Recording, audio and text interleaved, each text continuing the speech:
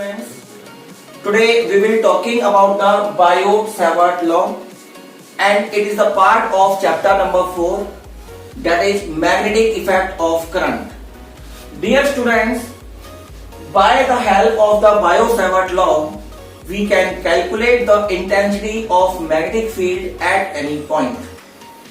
Dear students, according to BIot-Savart law, this is a current carrying conductor, you can see here, and we wish to find the magnetic field at this point P.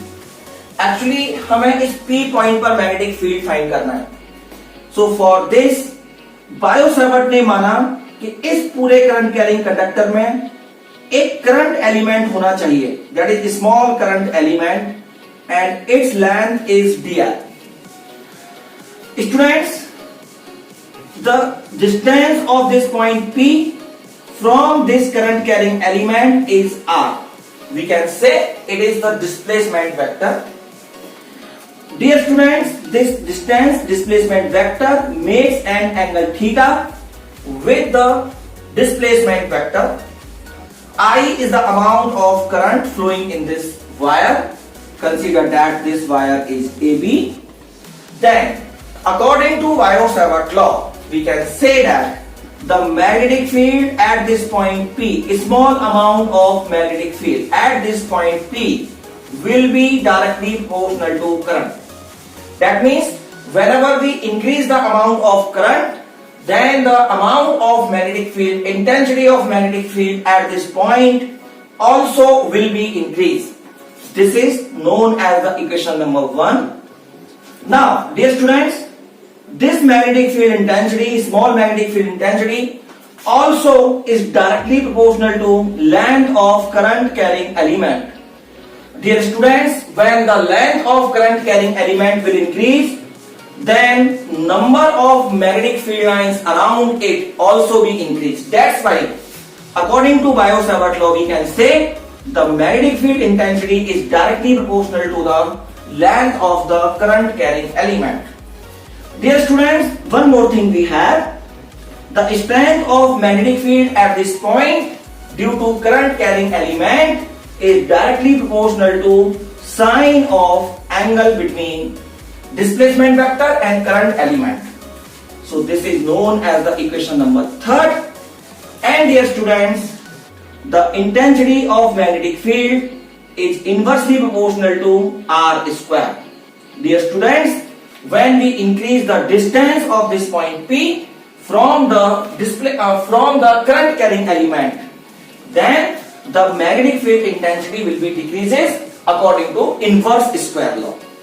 So from these 4 equations, we can find that dV is directly proportional to I dl sine theta upon r square. We need a constant, dear students. dV equal k I dl sine theta upon r square. This k is a proportionality constant. We can say that its value depends on the medium also.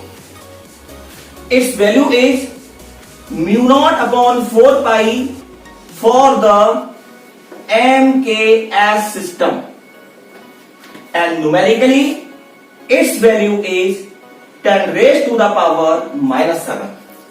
So we find here final equation dV equal 10 raised to the power minus 7 I dl sine theta upon r square. Students, this mu naught is known as the permeability of free space. What is permeability of free space? And its value we can find by 4 pi into 10 raised to the power minus 7. 4 pi into 10 raised to the power minus 7 equal mu naught.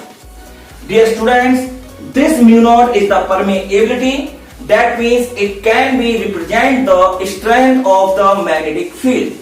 It can be explained about the intensity of magnetic field.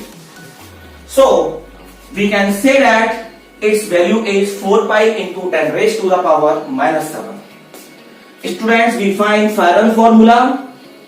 Due to current carrying element, magnetic field intensity is mu naught upon 4 pi I dl sin theta upon r square. This is our required equation for the BIot-Savart law. Okay, dear students, you know very well that this magnetic field intensity is a vector quantity.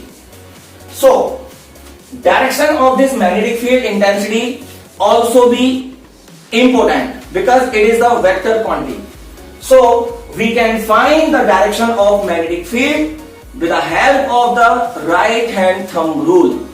Dear students, by the right hand thumb rule you can see like this. This thumb of the right hand will be indicate the direction of the current. These curly fingers will be represent the direction of magnetic field. So you can see here. So at this point P, the direction of current due to flow of current in this wire AB will be into the plane of the paper. That means we can represent by the cross. This cross represent into the plane of the paper like this. So by this we can find the direction of magnetic field at the point P. Now we will move towards the vector form of the BIot-Savart law. Dear students, you can see here, this is a current carrying element and this is a displacement vector. So we find this formula dV equal mu naught upon 4 pi I dl sin theta upon r square.